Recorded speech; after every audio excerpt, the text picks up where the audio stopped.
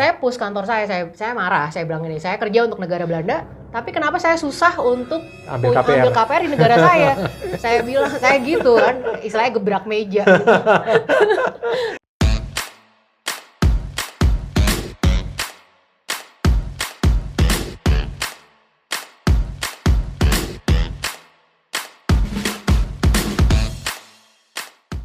Halo teman-teman, kita ketemu lagi di channel Pipo. Hari ini kita ngobrol-ngobrol seru. Hari ini kita ngobrol-ngobrol, bisa nggak orang Indonesia, WNI yang tinggal di luar negeri, kerja di luar negeri, tapi ambil KPR di Indonesia? Nah, banyak yang ngomong ke saya, Nggak bisa, Pak. Nggak bisa, Pak. Nah, ini kebetulan saya ketemu orang yang luar biasa.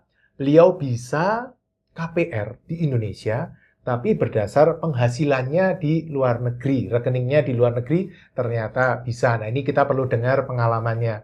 Oke, ini ada teman saya, Bu Riana, ini tinggal di Belanda, kerja di Belanda, jadi income-nya, rekeningnya juga di Bank Belanda. Nah, ternyata bisa KPR di Indonesia untuk investasi.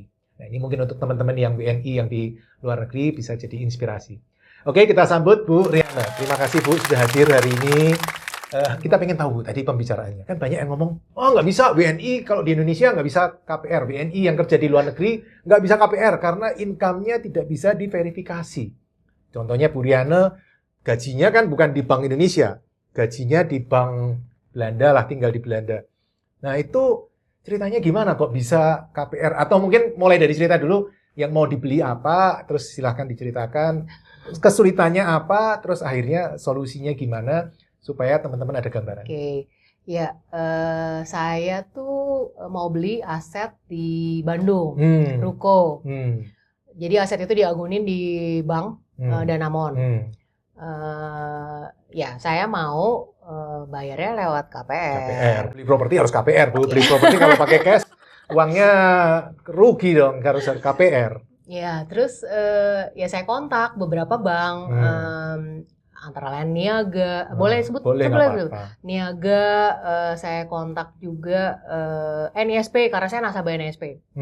Terus saya kontak juga Mandiri, pokoknya beberapa bank lah ya.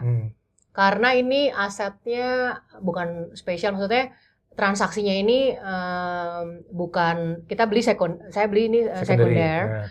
Cuman diagunin sertifikatnya di bank lain, di Danamon. Oke, sertifikatnya di Danamon. Jadi namanya take over jual beli. Betul. Dan tidak take over jual beli. Dan jadi nanti kalau dapat KPR, si bank ini bayar ke sisanya ke Danamon, nanti sertifikatnya diambil gitu kan. KPR take over jual beli namanya. KPR take over jual beli. Nggak semua bank bisa. Iya, setahu saya malah nggak bisa, Bu. Saya malah baru kaget loh. Ibu bisa, bayangan saya selama ini nggak bisa. Ataupun kalau bisa pakai cara ada dana yang harus di-storekan untuk pengendapan. Tapi ini ternyata bisa dengan melihat income selama ini di negara lain. Nah itu saya surprise juga itu. Bisa, ya saya udah kontak beberapa bank, akhirnya ternyata yang bisa, boleh sebut? Boleh. Bank NISP. Lainnya? Lainnya nggak ada yang bisa? Yang lainnya ada UOB. Ya, sama Wori. Bang Wuri. Ya. Ya, dari juga Korea bisa. itu. Juga bisa. Itu juga bisa. Juga jadi bisa. walaupun income-nya di luar negeri ya, bukan Ibu income-nya di Bank Indonesia gitu bukan kan ya, rekeningnya di rekening penerima gajinya. Payroll-nya di luar negeri ya. Karena saya kerja di sana.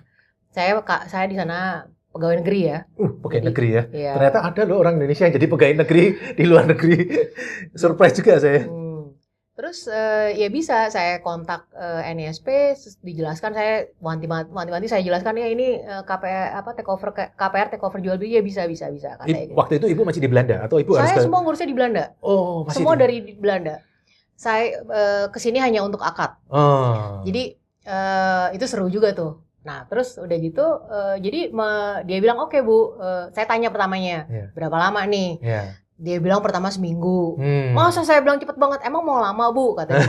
Saya bilang, ya enggak sih, tapi kan saya di luar negeri. Terus dia bilang, enggak, memang segitu kira-kira. Tapi saya kan ingat kata Pak Hargi, orang marketing selalu bilang hanya seminggu, 2 minggu. Tapi itu enggak. Akhirnya saya hitung 7 minggu. Oh, 7 minggu ternyata. Oh, ternyata lebih lama dari prediksi saya. Tapi itu karena lama susah di Belanda, di perusahaan saya. di organisasi tempat saya kerja dia validasi istilahnya saya sebagai pekerja di situ. Ya, dari Bank Indonesia, Bank di Indonesia, bukan Iya. Bank ini, Bank di Indonesia perlu verifikasi ke tempat kerja Bu Betul, Riana. itu peraturan. Bener nggak Bu Riana tuh kerja di Betul. situ, income-nya di situ. Betul. Itu yang susah sekali itu ya.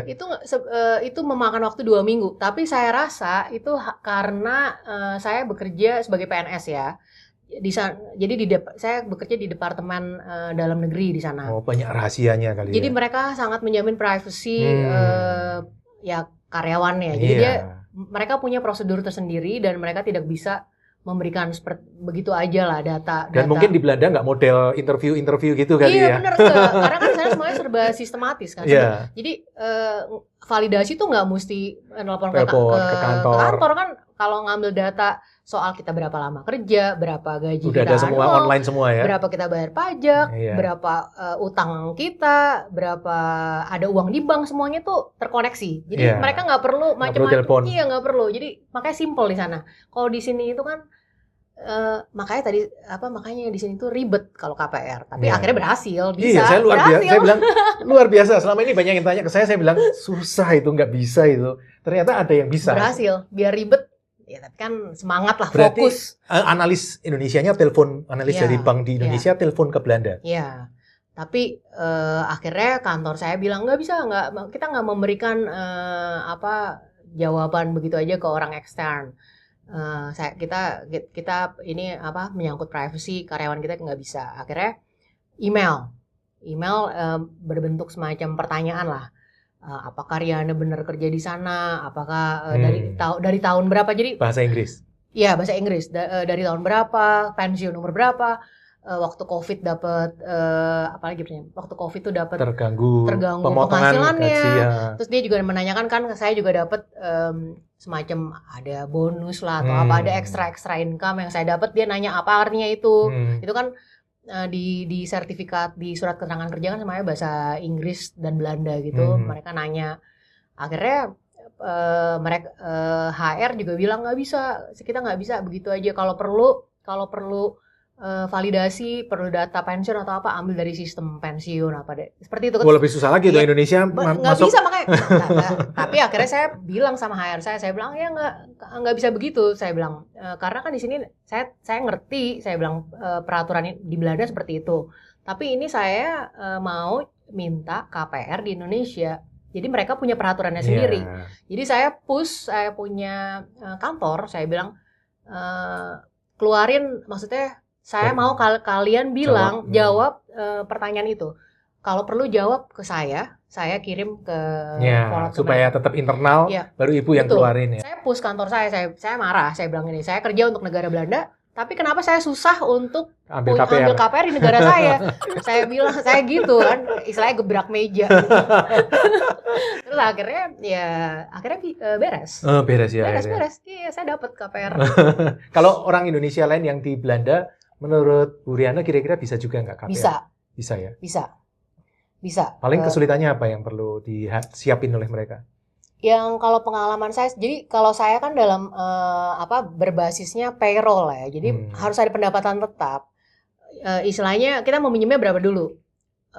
Ke cover nggak tuh? Income. Itu mereka melihat seperti memang kita income-nya lebih banyak daripada rata-rata di sini. Ya, jauh. Cuman kita sebelum kita mau KPR, kita lihat dulu sendiri kapasitas kredit kita berapa. Jadi jangan karena kan sistemnya juga di sini mereka kan juga melihat kapasitas kita gitu. Sepertiga income. Betul. Mereka nggak maksudnya pikiran bank di sini. Oh kerja di luar negeri gajinya gede, berarti kita nggak lihat lagi gitu loh berapa payroll, itu nggak seperti itu. Jadi sebaiknya itu dulu. Terus di sini minta ini nggak Bu? Minta rekening tabungan gitu nggak minta? Minta. Bank dari sini minta ya? Minta. Jadi syaratnya itu waktu itu minta KTP, kopi NPWP. Yang pertama kan minta surat-surat asetnya dulu ya, minta PBB, IMB, sertifikat. Itu pertama. Udah gitu setelah itu kan mereka minta surat keterangan kerja. Terus KTP, NPWP, sama rekening koran 3 bulan terakhir pertamanya. Terus pas karena saya di luar negeri, analisnya bilang 6 bulan terakhir, oke, Ya. 6 bulan terakhir. Tapi yang tetap nggak bisa verifikasi, itu kan banknya bank Belanda, Bu. Iya, betul. Di sini kan cuman Ini ya Bener, ngomong jahat-jahatan lah ya. benar-benar. Ibu bohong aja, dia juga kan saya nggak ngerti nih banknya. Iya, benar. Jadi pas anak udah ditangani oleh analis, Iya. analis tuh bilang kan sama KPR officer-nya, apalagi saya ada masalah lagi Pak Hargi. Jadi nama saya karena saya sudah nikah sama orang sana, nama saya Pakai nama itu suami. pakai nama suami. Tambah beda lagi, Tambah tambah beda kacau lagi. Dan ternyata di sini jadi masalah. Malah Jadi masalah. saya kalau saya boleh ingatkan itu hati-hati. Lebih baik kalau bisa, kalau ada niat mau bisa sih akhirnya, cuman bukan Butuh ribet, cuman proses perlu ya. proses. Iya. Jadi saya harus minta surat ke kependudukan bahwa seperti inilah pemakaian nama, tapi bisa, semuanya bisa asal kita menjelaskan kenapa seperti itu. Tapi itu agak ribet juga gitu.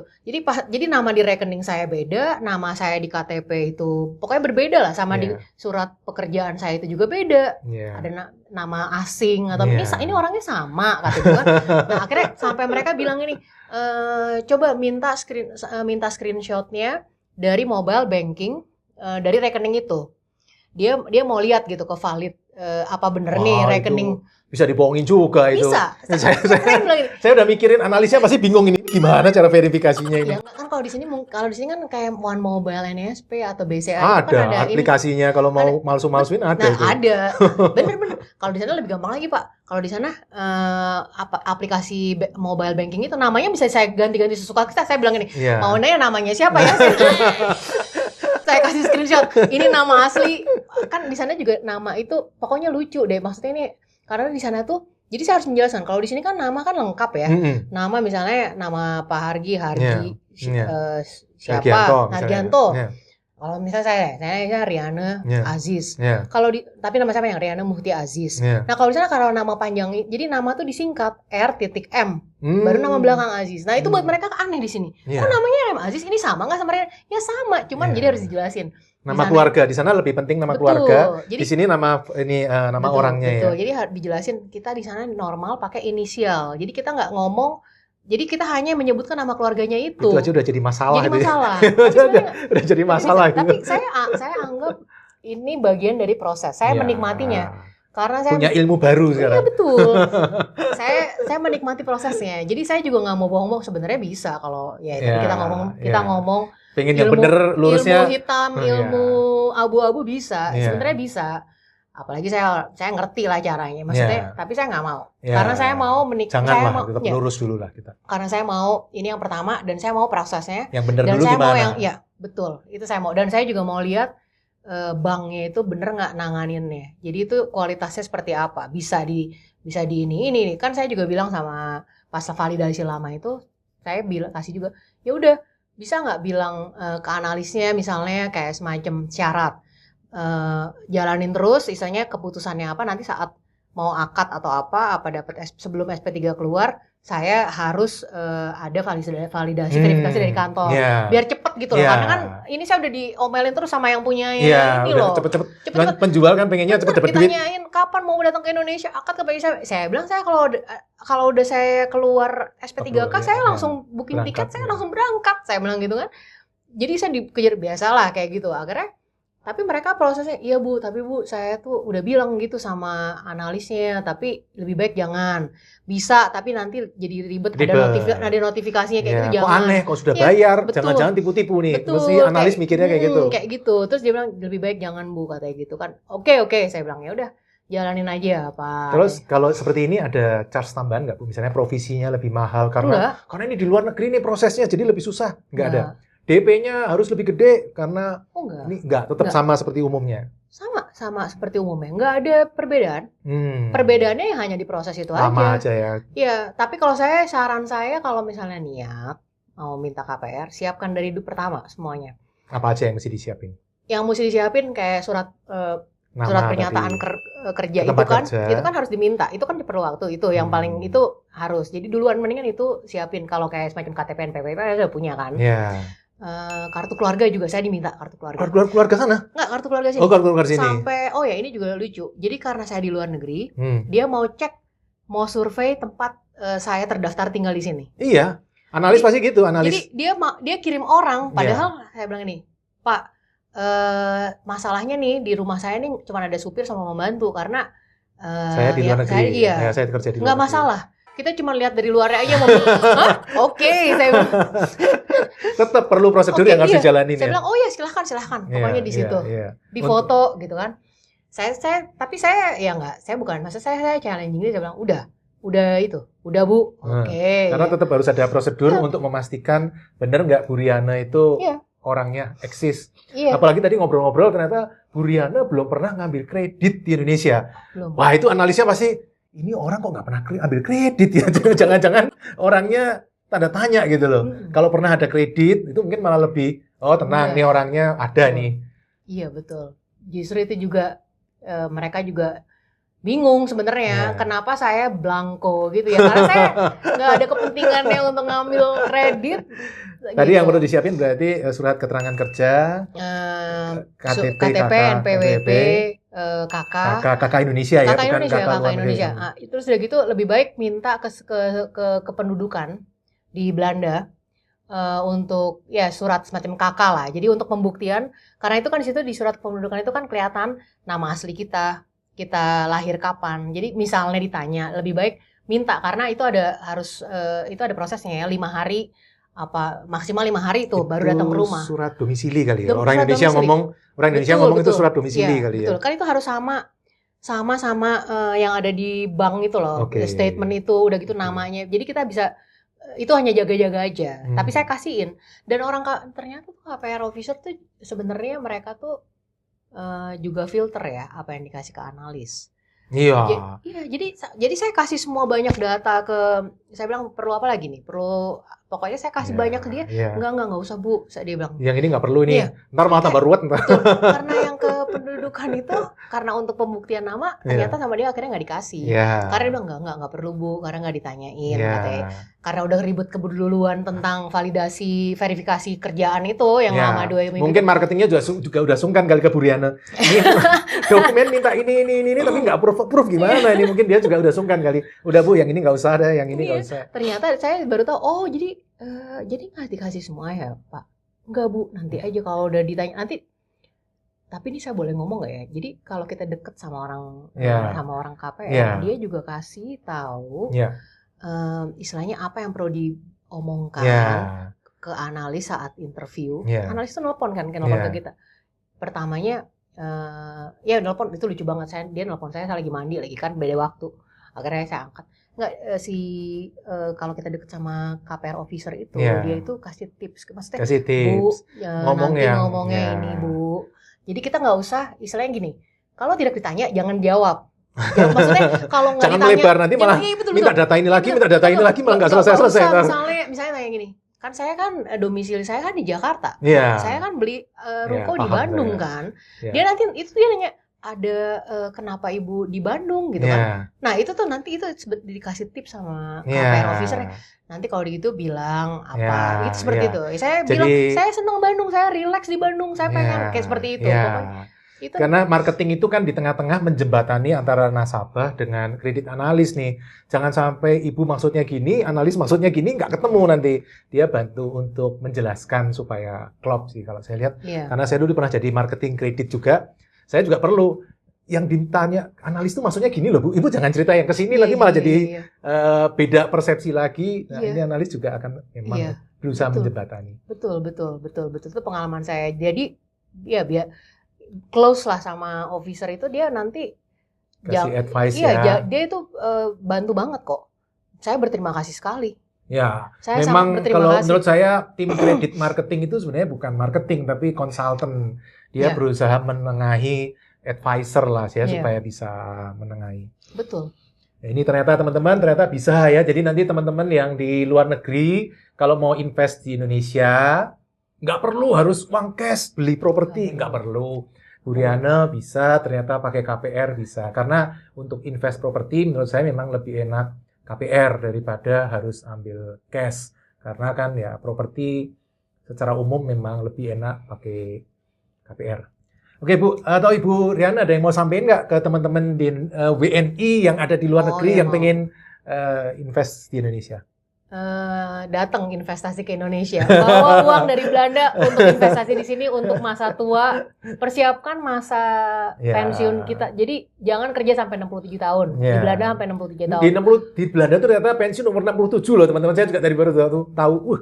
67. Tata hidupnya dari sekarang tujuannya untuk pensiun dini. 50-55 tahun. Jangan nunggu pensiun ya. Kalau bisa lebih pensiun, cepetin ya. Betul. Datang ke Indonesia, semua bisa diatur dari sana. Karena saya istilahnya bukti nyata bisa investasi di Indonesia meskipun kita tinggal di luar negeri. Kita hanya perlu komunitas yang bagus. Ikut ke Pak Hargi. Aduh, thank you dipromosiin ini. Thank you. Kolaborasi. Bersinergi dengan banyak cari ilmu di sini, pasti semoga berhasil, bisa berhasil, pasti bisa pensiun dini. Fokusnya ke situ, jangan mau kerja terus, bayar pajak tinggi. Di Belanda bayar pajak tinggi kan? Iya, berapa Bu? Saya bayar pajak 55,5%. Waduh, setengah lebih loh teman-teman. Kita aja udah 20% udah teriak-teriak. Ini 55,5. 55,5. Jadi lebih baik kalau kalau WNI properti lah, mainnya properti. Saya sarankan properti. Banyak di sini kesempatan. Opportunity banyak. Kalau bisa pinjem uang di sana, bawa ke sini. Itu nanti sesi lain lagi Bu. Sesi lain kapan kita ngobrol lagi. Kita diajarin juga nanti. Oke, thank you Bu Riana atas sharing-sharing pengalaman, sharing-sharing ilmunya. Mudah-mudahan ini bermanfaat untuk teman-teman semua dan bisa membuat kita semakin punya banyak properti dan punya banyak passive income. Oke, terima kasih Bu Riana. Sampai ketemu di video yang lain teman-teman. Salam passive income properti. Terima kasih telah mengikuti video hingga selesai. Untuk yang belum subscribe, ayo subscribe channel Pipo Hargianto dan klik lonceng notifikasi untuk mengikuti video-video selanjutnya. Teman-teman juga bisa mengikuti seminar-seminar gratis yang saya bagikan. Silakan daftar melalui nomor berikut.